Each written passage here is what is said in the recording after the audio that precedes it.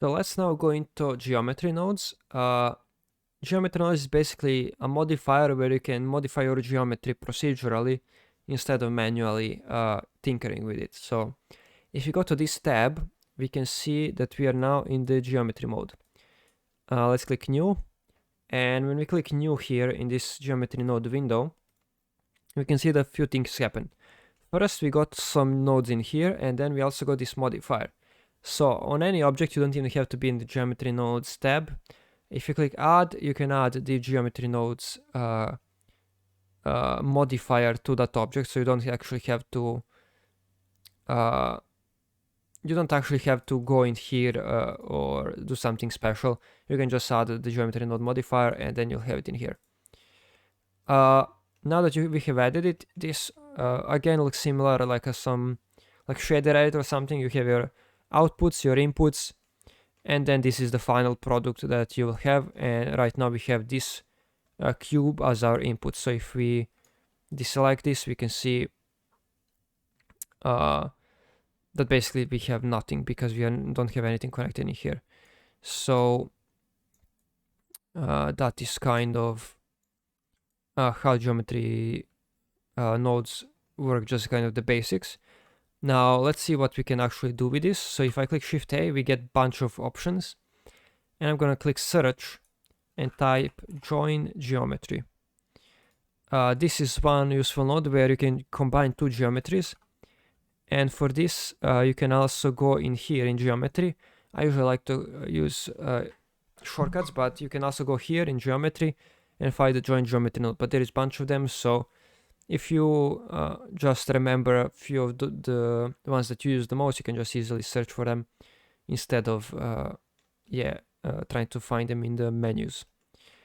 So we can connect our geometry here, and we can see that this input is a bit wider than the normal input for geometry.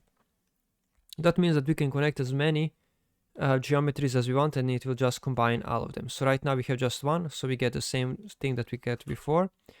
But if you go to mesh primitives and let's say add a cylinder, connect it in here, now we don't see it, but there is a cylinder that is exactly the size of the cube inside, so it is barely visible in here. We can change that by changing the depth, let's say. So 3, we can see these two objects that are joined. Now they don't give us much of things to work with, but let's first try to maybe move it. So if I click Shift A here, and let's find transform. I think it's somewhere in here. Yep. If you find transform, we can connect our geometry and then connect geometry again back.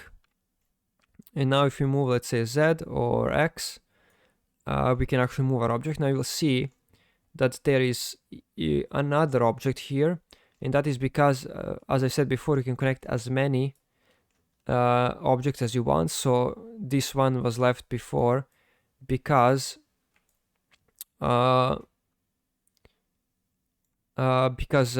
just can take it, so you did not have to swap it with a new one. And yeah, I'll also use control right click to sever the connections. So if you click control or hold control and then hold right click, you can just sever the connections, which makes it easier to disconnect stuff. But now that we have these two objects connected, we can see kind of the power that we can create in here, where you can kind of combine and do stuff with geometry. But this is kind of something that we would easily could easily do by hand. So let's kind of see what are more possibilities with geometry nodes. Let's click Shift A, and then let's find instances. So instances are really interesting. So if we click instance on points and add it in here, we'll see that everything disappears. But we have 72 instances in here. But if we connect this back, we have 72 vertices. So instances on points basically means only the locations of the vertices exist, and they are instanced, so they're kind of more efficient than hard geometry. But since they're just locations and rotations in space, they're kind of invisible. So it's good thing that we have this instance input where we can actually put some geometry in there and something can happen. So if we just take our cylinder again and put it input, now this might look weird, but let's put transform and let me explain what is happening here. So I'm gonna put transform and just set everything to 0 and then scale it to 0.01 on all the 3 axes. And now it's probably way more clear. Let me scale it way down. Now it's probably way more obvious what is happening. So we had the vertices from the box. We have vertices from our cylinder. And on each of the points, we are creating our cylinder that is 100 the size that we had it by default. And this is kind of where the power comes from. So we just added 72 objects on these instances. And yeah, they're just automatically generated on each instance. Now what we can do in here is go to geometry. Actually, we need realize instances. So one thing that you can do is add realize instances, which seems like nothing much changed in here.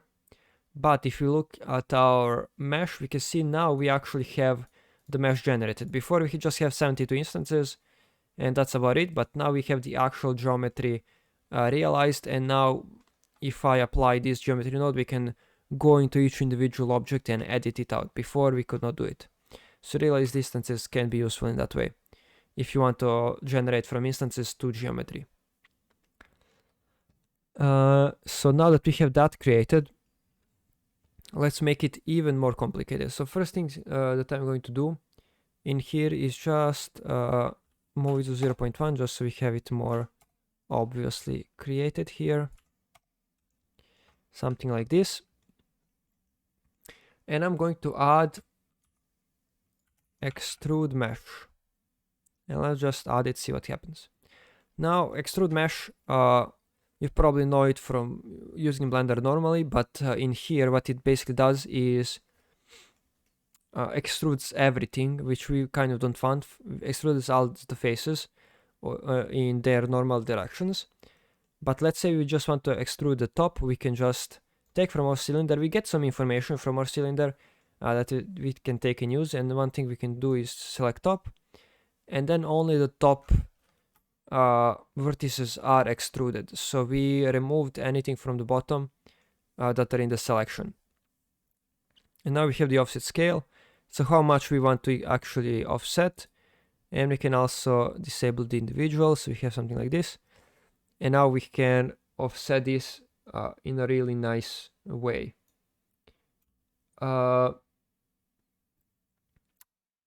Actually, we can also do something even more interesting, where if we disable this selection and then we select the top, so we were extruding only up and down, basically. That's what we selected, or towards the top. But what you can also do is just instance on point, say that we want only the top of this cylinder to be actually used in the instancing. And now we can see that it's scaling everything, but we can also select the top in here. And now it is scaling up and down. And we only selected the parts that we actually wanted, which was the top of our cylinder.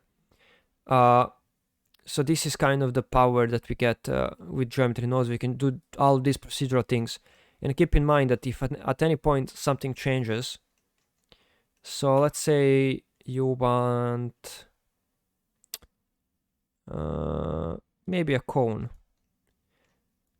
So I can just connect the cone in here, connect the cone here. Actually, we would not want that here. Let's see where else.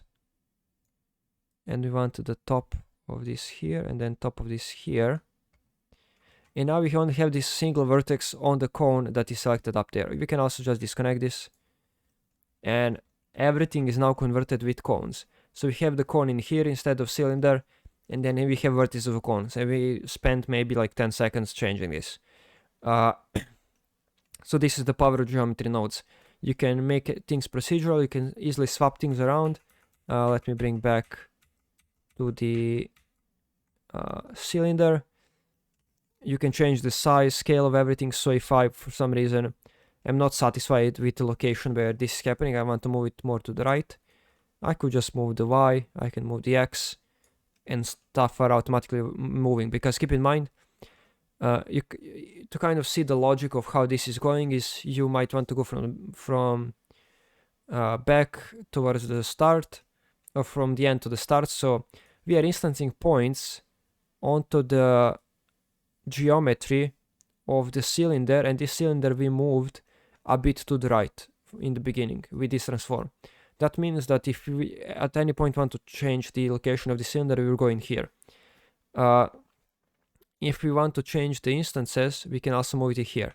Now this kind of seems like the same thing, but it is not. So we can see when we rotate that we are rotating only these small cylinders, but if we rotate in here, we are rotating the whole big cylinder. So these transforms are similar in terms of location, but completely different in terms of rotation and scale. And let's do the last thing, which is let's now do something kind of crazy here. So let's actually copy instance and points, connect it in here. Now we have all of those cylinders there that have hundreds of points, and we are now instancing on them something. So let's go to mesh primitives, icosphere, and then let's connect it to the instance. And on each of those little cylinders points, we are generating this icosphere. And let's put 0.02 in here. And now we can see this small icosphere that are generated on the icosphere. And now that we have this generated, we could do some crazy stuff with, let's say, rotation. Actually, we could not do that in there. We can do stuff with rotation, location, and move all of those cylinders individually. Or not individually, but yeah, we can also click on vertices here, which extrudes our mesh. So let me actually bring it back a bit. So if we select vertices, we only extrude the vertices, and then the faces stay the same. And if we then on those vertices connect our instance on points, we can get some crazy stuff. So you can see now this group of objects that are spawning and generating there. And we can also maybe disconnect these first parts, or actually we're gonna have to leave them there, but maybe we can do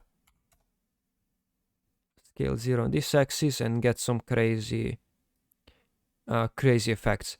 You can also use this in animations. So if I at any point I can do any variable, I can right click on any variable and then insert keyframes, and this basically lets me to keyframe the animation and animate this so you can over time have some crazy effects.